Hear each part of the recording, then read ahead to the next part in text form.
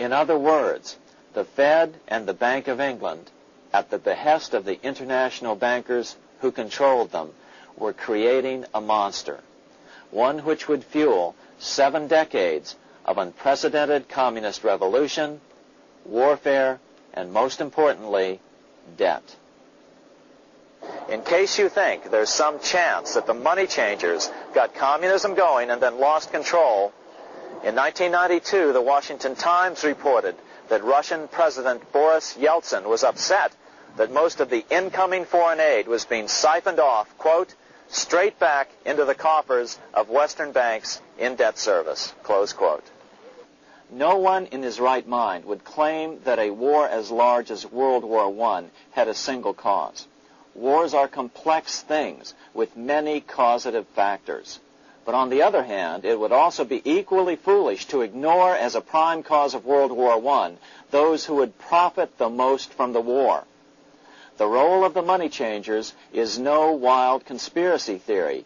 They had a motive, a short-ranged, self-serving motive, as well as a long-range political motive of advancing totalitarian governments, with the money changers maintaining the financial clout to control whatever politician might emerge as the leader.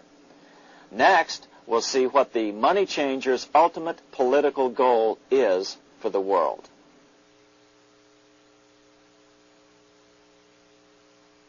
Shortly after World War I, the overall political agenda of the money changers began to be clear. Now that they controlled national economies individually, the next step was the ultimate form of consolidation, world government. The new world government proposal was given top priority at the Paris Peace Conference after World War I. It was called the League of Nations. But much to the surprise of Paul Warburg and Bernard Baruch, who attended the peace conference with President Wilson, the world was not yet ready to dissolve national boundaries. Nationalism still beats strong in the human breast. For example, Lord Curzon, the British Foreign Secretary, called the League of Nations a good joke, even though it was the stated policy of the British government to support it. To the humiliation of President Wilson, the U.S. Congress wouldn't ratify the League either. Despite the fact that it had been ratified by many other nations, without money flowing from the U.S. Treasury, the League died. After World War I, the American public had grown tired of the internationalist policies of Democrat Woodrow Wilson. In the presidential election of 1920, Republican Warren Harding won a landslide victory with over 60% of the vote. Harding was an ardent foe of both Bolshevism and the League of Nations. His election, which opened a 12-year run of Republican presidents in the White House, led to an unprecedented era of prosperity known as the Roaring Twenties. Despite the fact that the war had brought America a debt 10 times larger than its Civil War debt, still the American economy surged. Gold had poured into the country, and it continued to do so afterwards. In the early 1920s, the governor of this bank, the Federal Reserve Bank of New York, a man named Benjamin Strong, met frequently with the secretive and eccentric governor of the Bank of England, Montague Norman. Norman was determined to replace the gold England had lost to the U.S. during World War I and return the Bank of England to its former position of dominance in world finance. On top of that, rich with gold, the American economy might get out of control again, just like it had done after the Civil War. During the next 8 years, under the presidencies of Harding and Coolidge, the huge federal debt built up during World War I was cut by 38%, down to $16 billion, the greatest percentage drop in U.S. history. During the election of 1920, Warren Harding and Calvin Coolidge ran against James Cox, the governor of Ohio, and the little-known Franklin D. Roosevelt, who had previously risen to no higher post than President Wilson's Assistant Secretary of the Navy. After his inauguration, Harding moved quickly to formally kill the League of Nations. Then he quickly moved to reduce domestic taxes while raising tariffs to record heights. Now, this was a revenue policy of which most of the Founding Fathers would certainly have approved. His second year in office, Harding took ill on a train trip in the West and suddenly died.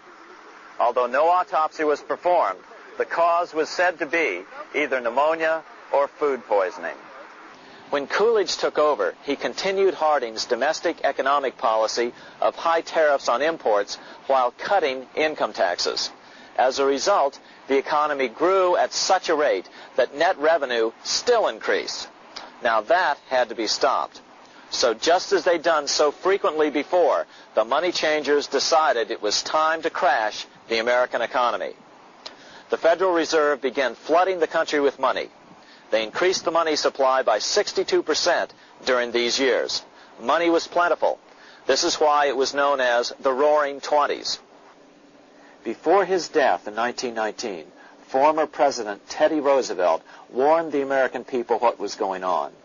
As reported in the March 27, 1922 edition of the New York Times, Roosevelt said, "These international bankers and Rockefeller Standard Oil interests control the majority of newspapers and the columns of these papers to club into submission or drive out of public office officials who refuse to do the bidding of the powerful, corrupt cliques which compose the invisible government."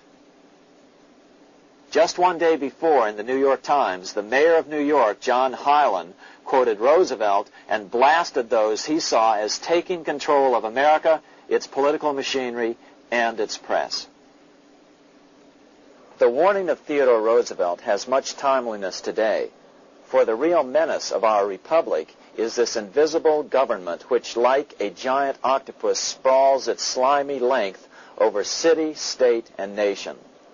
It seizes in its long and powerful tentacles our executive officers, our legislative bodies, our schools, our courts, our newspapers, and every agency created for the public protection.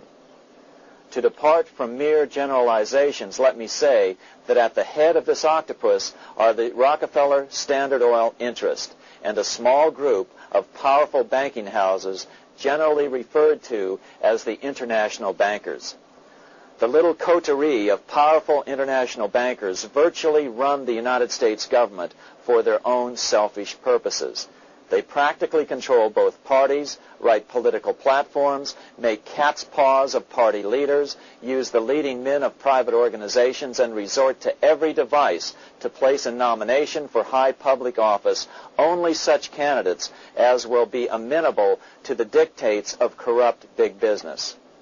These international bankers and Rockefeller Standard Oil interests control the majority of newspapers and magazines in this country. Why didn't people listen to such strong warnings and demand that Congress reverse its 1913 passage of the Federal Reserve Act? Because remember, it was the 1920s. A steady increase in bank loans contributed to a rising market. In other words, just as it is today, in times of prosperity, no one wants to worry about economic issues. But there was a dark side to all this prosperity. Businesses expanded and became strung out on credit.